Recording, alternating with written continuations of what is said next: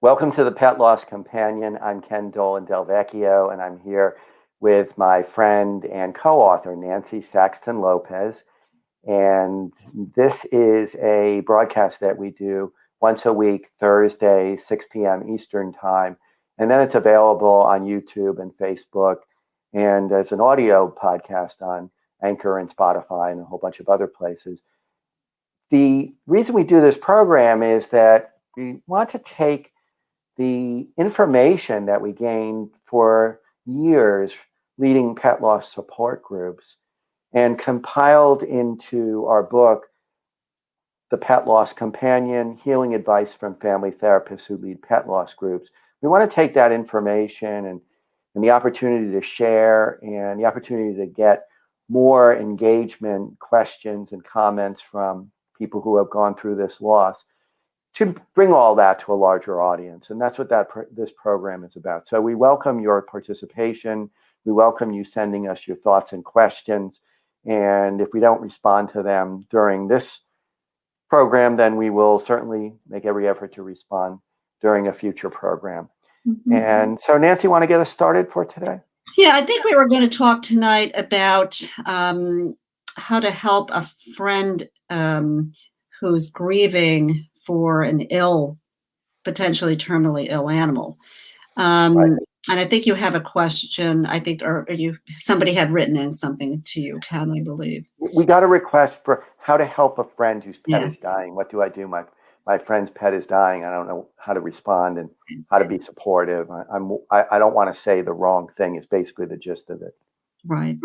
But I think that, as you and I talked right before going live, I think we need to have a conversation about death and what it means to us. Because if you're going to help somebody else with their grieving, how do you grieve? How do you deal with somebody else grieving? What do you think about death? So that is the question before we get into how do you help somebody else. So I don't think anyone likes to talk about death. Yeah. I don't think anyone's happy about the consequences of what will happen to us and our mortality. I don't think any of us are certainly happy about a loved one as our beloved, dogs, cats, other animals that we have that will die potentially before us. And many of them may die before us. So, I mean, what do you think about, how you grieve? How do you grieve? I mean, cultural issues, religious issues, family issues, experiences growing up. I mean, all of that comes in to play. Yeah, and how do we tolerate being with somebody and even being with ourselves when we are experiencing profoundly negative feelings? Yes. When we are sad, when we are feeling like maybe we've done something wrong and we're feeling guilty. Maybe we are just feeling very angry about the situation and we have kind of an impotent rage. So we are not generally well equipped to manage painful feelings. And how do we feel in the presence of somebody who is so deeply in pain emotionally? And that is something that we're a culture that's pretty much phobic about all of that. Exactly. All of that. We are all about happy. We're all about young feeling and happy, bright and positive, and that is not life all the time, and it's certainly not the way things are when we are in the midst of grappling with loss or approaching loss. And so right there, it's important to just think about how important it is to just tolerate that sadness, that feeling of helplessness in the face of something that's way outside of our control. That's where we are when we are either grieving ourselves or we are in the company of somebody who is grieving. And so we have to quiet our own distress, our own sense of I want to do something to fix it, or I need to run away and not be anywhere near this kind of feeling, and just try to be present with that kind of distress and sit with it and realize that simply being a compassionate presence is incredibly valuable, incredibly valuable. Yeah, we don't grieve well in our society, particularly, and I don't know about other cultures per se, but if you're Anglo, like Ken, you and I are, you just don't grieve very well. You don't know how to do it. It's uncomfortable. It's uncomfortable to be around those who are sad for any reason. Say nothing about a family member's dying, a beloved animal's dying. I mean, it's too painful. It also brings back your own stuff, right? And your own experience, your own, grieving that you've done throughout your life. And so to help somebody else, that's what you have to be aware of, correct. You have to be aware of how you want to help them, which means that don't rush to get the Kleenex, don't rush to pat them on the back, because that's just saying, just don't cry. Just, pull it together. Yeah. I want to see you kind of feeling level. Yeah, feeling better. And I think one of the hardest things for many of us to do is nothing. Right. It's just nothing. It's to just be there, just to be there and listen, and show by your simple presence that you care. And again, I think that one of the hardest parts about doing nothing is managing your own inner distress about trying to do that, about trying to stay calm, engaged, present, caring, focused on the other person, and realizing that you can't fix it. All you can do is be somebody who's witnessing it, somebody who is present, somebody who's hearing and is sharing the experience as much as one person can share what another person is experiencing, and just being there. And that can be very, very, we're a fix-it society. We're like, we want to make it better. We want to move forward. We want to solve the problem. And that doesn't fit with grief. It just isn't solvable, and we cannot fix it. And in fact, if we try, we're just going to help that person to feel like we're dismissing, or we're not really listening, or we're trying to make ourselves feel better. And that's not helpful. No, I remember working in the ER, when we were in the hospital. And, if someone's running around saying, have to give that person medication, give her medication, give him medication, that's, you need the medication. Right? Yeah. That's what they would say. You need the medication. Let that person breathe and be. Yeah. Right? Yeah. Yep. I think what you're also, what you started to say is what we're really going to talk about with helping somebody else. Listen, right? Just like you said, be there. It's active listening. Right. Looking at them, acknowledging what they're saying, reflecting at times, just kind of sitting and paying attention to them. Yeah. And let them talk. And if they don't, just sit there. Yep. And when you say active listening, say more about what that looks like, because people maybe don't know what that means. Right. You're looking at the person, you're paying attention to them. You're acknowledging and listening to what they have to say.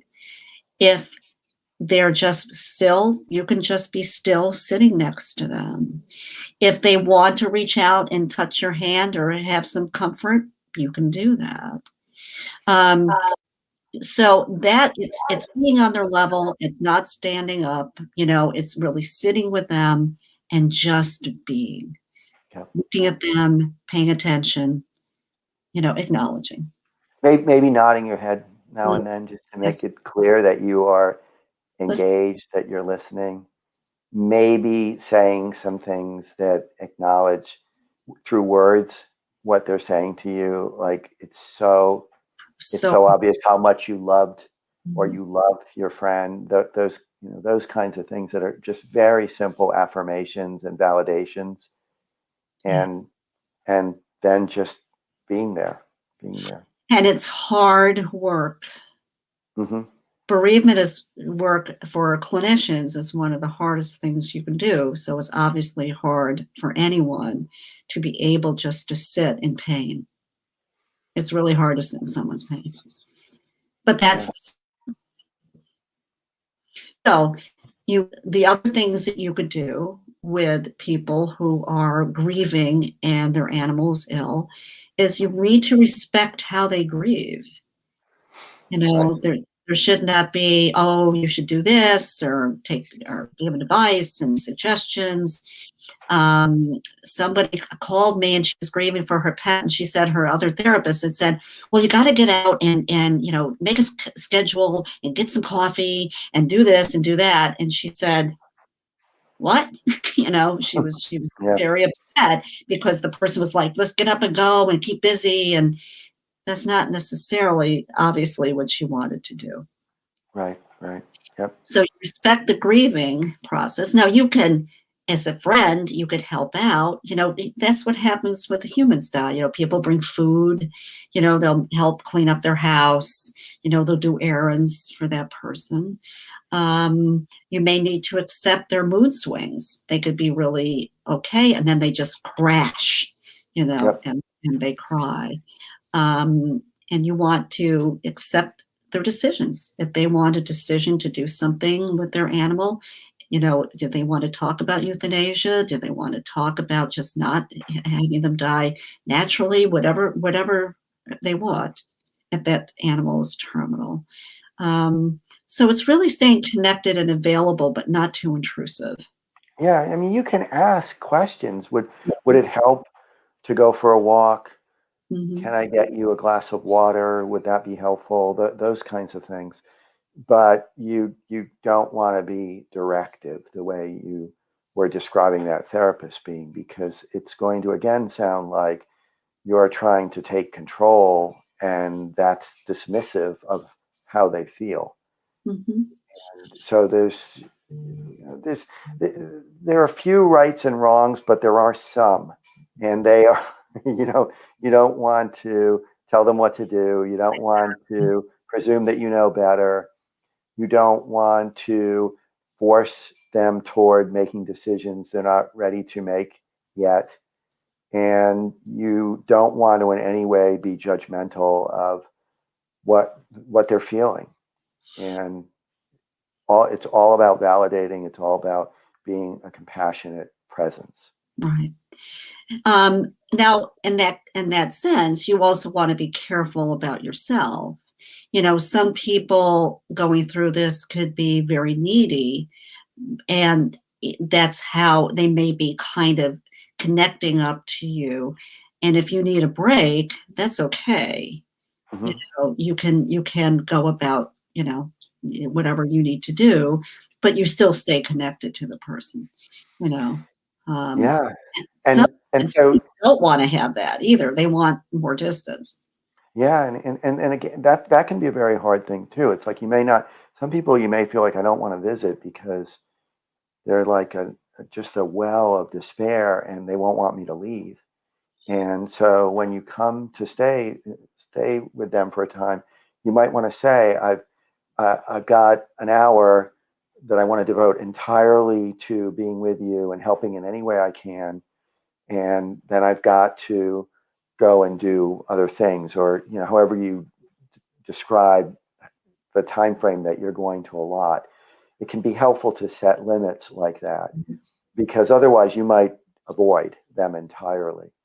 Or if you're going to do it over Zoom or do it over the phone, you can say, let's talk between this time and this time, and that would be really great to be with you during that time. And you have the right to set limits, as you said. You have the right to care for yourself. You have to care for yourself, or you're not going to be engaged with them.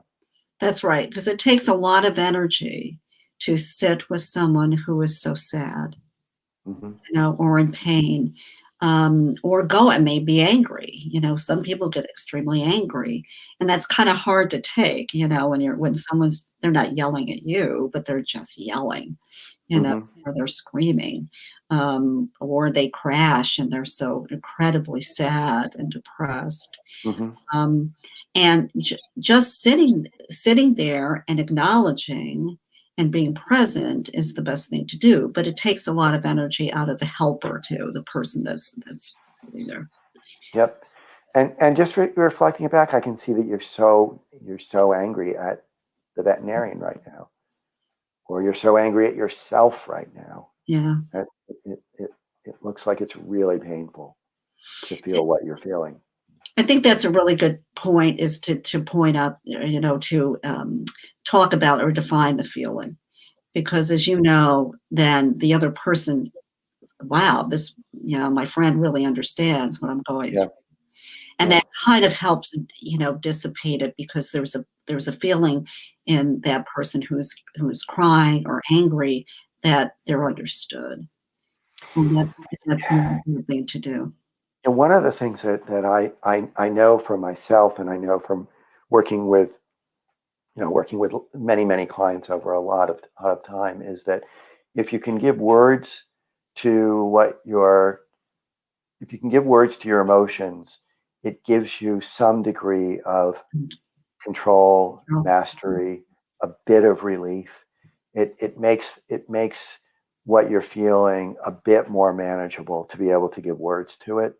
Mhm. And it also allows a person to the extent that they feel ready and able to do that, to examine their feelings. So if a Mhm. person is furious at the veterinarian, if you say to them, I can see how angry you are at Mhm. the vet, there's something about that that then allows them to think a little bit about Right. how angry they are.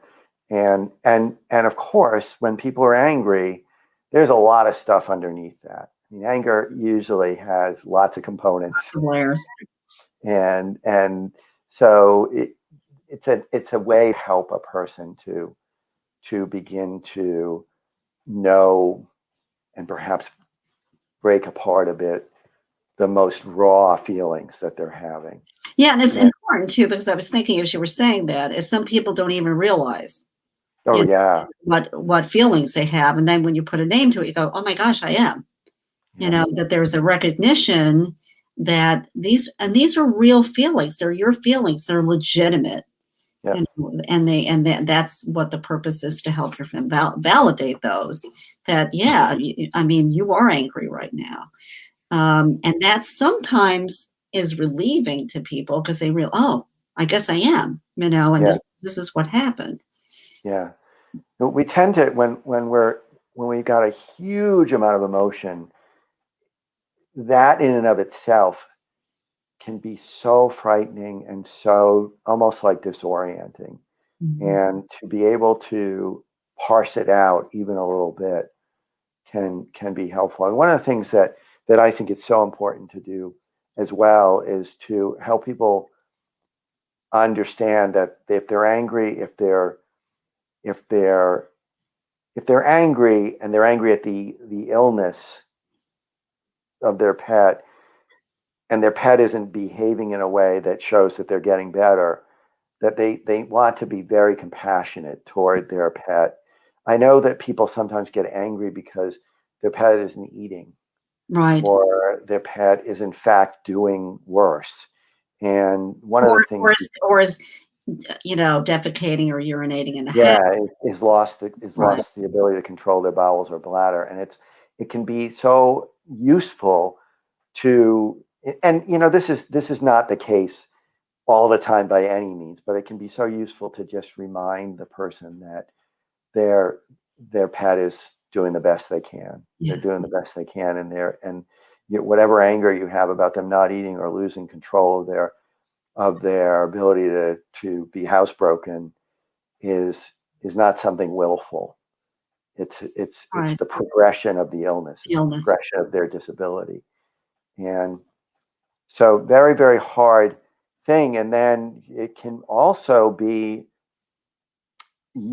helpful for a person to ask if you'd like them to be, if they would like for you to be there when the pet is euthanized or when the pet seems to be at the very end, if you can manage that, if your schedule and your other commitments will allow for that, because accompaniment at that moment of transition can be really immensely supportive. Now, and that person needs to understand what that process is like, because it isn't always, especially with a death, a natural death, it could be somewhat difficult to watch. Yeah. Depending on the situation, depending on what the illness is, depending on the pet itself. Euthanasia is also, it's hard to be with the person, but they also are going to see the animal die. Mm-hmm. And so you have to be really clear on that you are okay to help your friend during those periods of time. Yeah, again, and it also would be if the person says, will you be there? Yes, wants it. They ask you, will you be there? And you don't think you can deal with that, then I think you have to say no. Right. I'm gonna have to pass on that. Mhm. That's something that I don't feel comfortable. Although I'll be outside, Yeah. the room, and you could come and we'll be together afterwards, and I will help you through whatever you need to do. And you can strategize on who will be there. Yes, right. For them. You Mhm. can help with that. But there's always this element of how do I make sure I take care of myself while I'm being loving and compassionate toward my friend or toward, it might be a family member as well. Of course. A sibling. Yeah. This translates between animals and humans, of Yeah, course. absolutely. Absolutely. Absolutely. I mean, I recall I was present at my father's death, and it was, you want to be present if you can be for a loved one's death, I think, because it's incredibly emotionally powerful moment. And I missed my mother's death by a few minutes. Actually, I was racing to get there from out of state, and you want to be present if you can, if you feel like you can do that emotionally. Yeah, I think we wanted to say that as a caveat because, you can think, yeah, I'm going to go sit with my friend, and then it can be I mean, there are situations where I know that a person I was working with decided he wanted his animal to die naturally, but the animal started to get very, very sick. I mean, was dying. And he got in the car and he tried to get his animal to the hospital. And the animal had a very agonizing death that he witnessed. And that I worked with him for a while. He just could not get that out of his head. Obviously, it was really hard. Yeah. So just to make sure that you know what you're walking into. Well, and we'll talk about this more, I'm sure, and we've talked about it in previous conversations to some extent too. But it's always a good idea to have your a veterinarian whom you trust, in the conversation about what the end is going to be, how the end is going to come. And if you're the support person, you're a friend who wants to be very supportive to your friend whose pet is dying, you probably want to make that suggestion to them, and you may need to suggest it a couple of times that depend how your animal dies is something you probably want to negotiate with your veterinarian. At least hear their input and take it to heart, because I mean, one of the things that I always want to think about is that euthanasia is an amazing gift. Yeah. When you think about how some ends will come if there isn't euthanasia. Right. Yeah. That's So right. that's something to really always be thinking of. But again, we've talked about this as well, that probably going to feel guilt no matter Exactly. no matter Guilt how is it the goes, hardest. Yep, the how it guilt is goes. the hardest thing, that hardest emotion that you'll work with death. And that's a feel again, if a person's talking about how they should have seen it Should have coming, they should have seen the signs of this illness gotten before this they out. did. And the thing that you can do is you can say that you understand that, and boy, that's the way we always feel. You know, we always feel that way, it It's seems.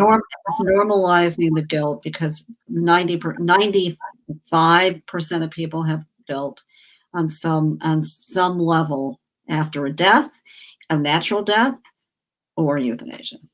Yeah, And yeah, and especially with euthanasia, I did it too soon, I waited too long. yeah. And that's always been the case. And there's no answer for that. No. There's no answer. And as we've said, the people who often are so burdened by guilt, when you hear their stories, you realize how incredibly loving and thoughtful and attentive they were, because the it it stands to reason that people who are so conscientious in the care they give might feel like they've never done enough. And so it always occurs to me that when people feel very guilty, it's so important to help them see how all the things they did were so generous and so Of course. thoughtful and so engaged. And there are limits. You cannot fix what nature has As in mind. ordained, right? I mean, you cannot take away death. You No. can't Can't make fix it an better. illness that is terminal. Yeah. So we can talk more about this, and end of life. I think we're going to do an episode on that soon. I know we're almost out of time, but I would like to acknowledge anniversaries of 3 beloved dogs, of 3 lovely ladies that I think may be watching tonight. So I'm sending out, warm, loving thoughts to Beretta and Stella Bean and Sparky. That's great. That's great. They're always with us, right? I mean, They're always with us. they're Yeah, always with us. The relationship always with us. is always going to be valuable, and it's always going to be in our hearts. And they make a mark, and they just give us so much. They give us so much, and they never leave our hearts. Yeah. They're nestled in there now, right? Yeah. Yeah. So we'll leave it there then, Nancy. Thanks so much for the conversation, and I look forward to speaking with you, Next as week. I always do, next week. Next week. Yeah. Take care. Take care, everyone.